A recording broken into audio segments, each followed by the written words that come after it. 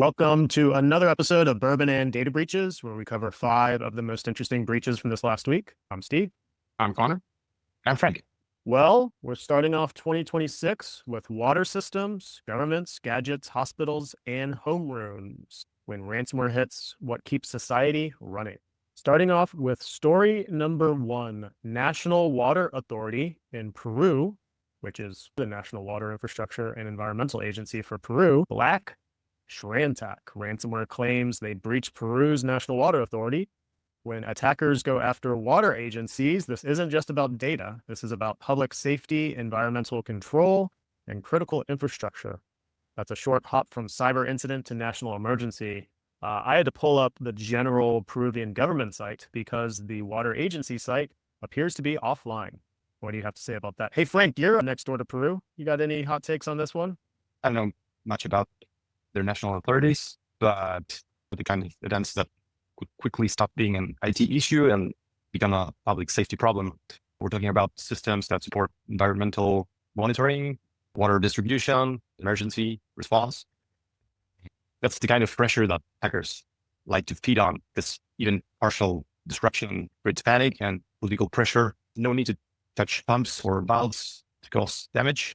Just altering the systems that coordinate everything is more than enough in this case, be it Peru or Argentina or wherever it is.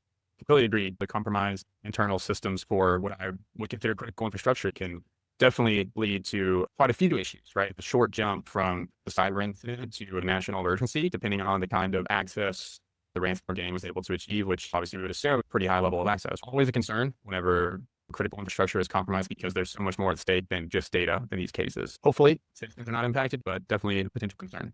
Well, they'll be impacted a little, right? It's only water, Connor. We have Gatorade. Need water to make Gatorade. Get some Brondo. That's what I was thinking about. All right. Moving right along to another government. This time it's the French Ministry of Agriculture. They, unfortunately, had a meetup with Lapsis. Now, there's a lot of Lapsises. So this is Lapsis $, which I think is the original, not to be confused with Lapsis Scattered Spider or Scattered Lapsis Spider, which I believe is another one. We can call that Giga Lapsus. Giga Lapsis? Yeah. Well, the Lapsis, I believe this one is the OG, claims responsibility for exfiltrating 60.9 gigabytes of data from the French Ministry of Agriculture. That is not just a breach, that's a digital truckload. When government agencies lose data at this scale, the fallout is political, economic, and operational. Their website is still up.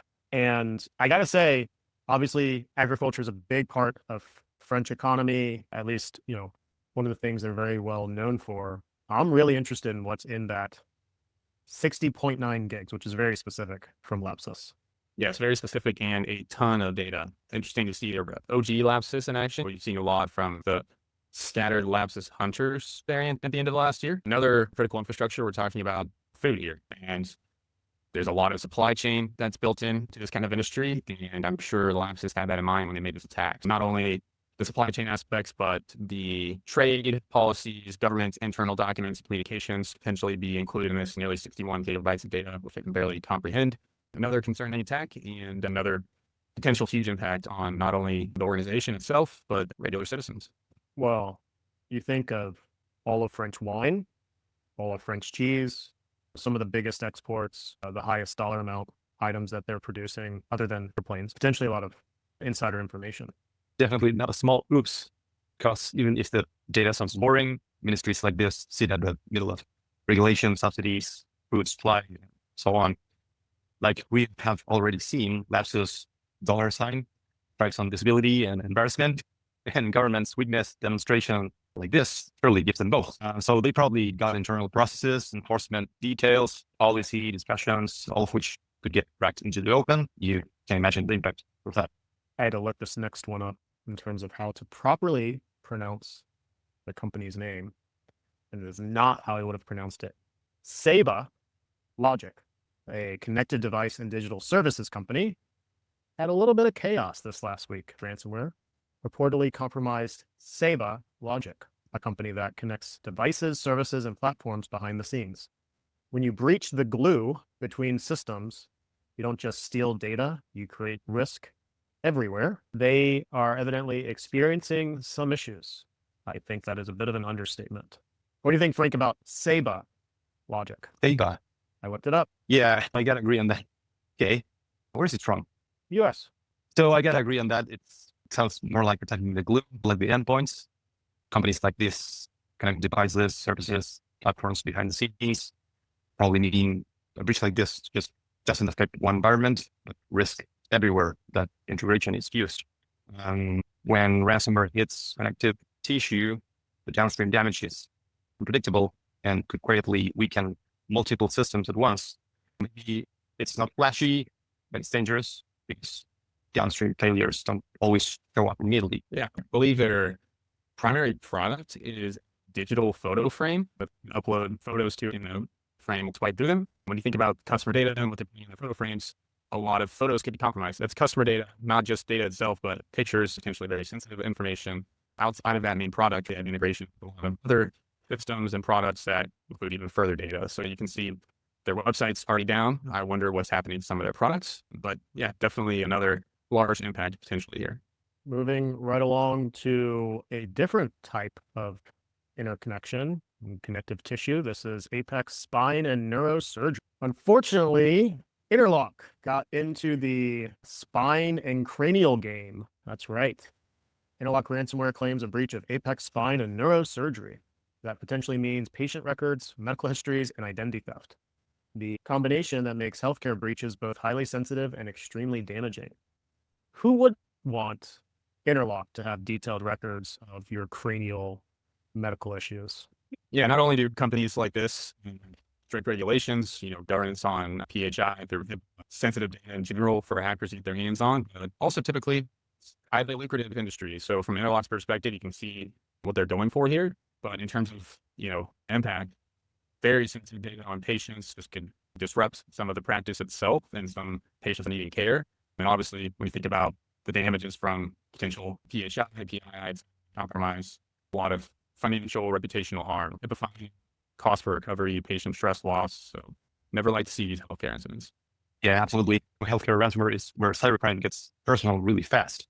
When hackers go after a specialized medical provider, the impact is typically devastating because you can't rotate shifts and MRI results like a password. So even without full system shutdowns, the exposure alone creates long-term harm for patients who agree to be a part of a cyber incident. This is exactly why healthcare breaches carry such heavy consequences. Due to the kind of data involved, they're permanent, they're sensitive, and of course, deeply human. Spine and cranial activity. What's the worst that could happen? Maybe not worse than water itself. Well, Interlock didn't stop there. They also checked into a private school. That's right. Switching industries here. Westlake Christian Academy, a United States-based private school, and Interlock enrolled. They have possible exposure of student and family data. Now, we've dealt with school breaches before. In fact, I think Interlock's done a few different school breaches. Those are uniquely cruel because children can't consent, they can't defend themselves, and they can't recover easily. School breaches are particularly bad because dealing with student records, family data, and identities that belong to minors means they likely won't be able to understand what's going on or how long it will take before they can get rid of such long tail damage. We can follow a child for years in many ways. So yeah, protecting schools isn't just low effort, it's in the worst possible way.